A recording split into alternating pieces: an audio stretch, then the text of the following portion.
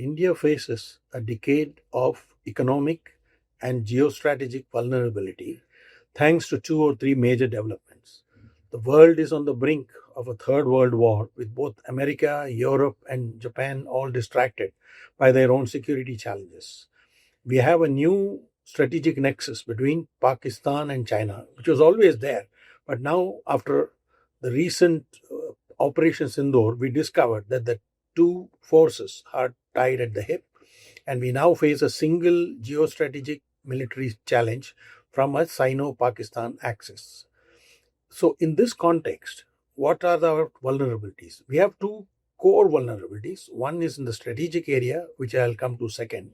But first, the economic one. In the economic area, India has to grow at least 7% on an average over the next decade, which means that we need relative peace and stability both on our external front and internally.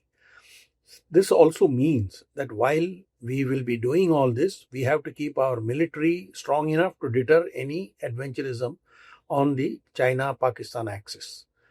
Why do I say that there is 10 years? Because at 7% growth, it will take us at least 10 years to reach 10 trillion, which is where you achieve near superpower status in economically. This level is necessary to sustain a large investment in military capabilities, which is what superpowers do once they reach a certain level of economic capabilities.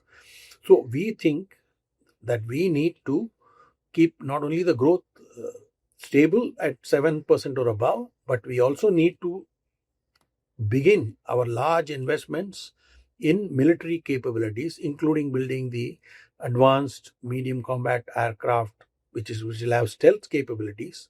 We will need to expand our submarine and warship capabilities, and we will have to strengthen our ground capabilities and artillery on both the Western and Chinese front. So we have to actually do all these things while keeping our relative defense costs low and also build for the long term. Now that means we have 10-year vulnerability where China can easily gift Pakistan stealth aircraft and create a vulnerability there. We also have economic vulnerabilities where if we are not able to keep the domestic peace, we will be thwarted internally, where there will be a 0.5 front, whether it is started by farmers or some other group, there will be a problem. So we need to build a new politics of political consensus, which means that the day of majority rule and legislation-driven reforms will have to be supplemented by reaching out to the opposition so that there is much wider participation in the kind of reforms we need. We need economic reforms, we need land reforms, we need labor reforms, we need agricultural reforms, we need judicial reforms, we need legal and police reforms, and we need military reforms.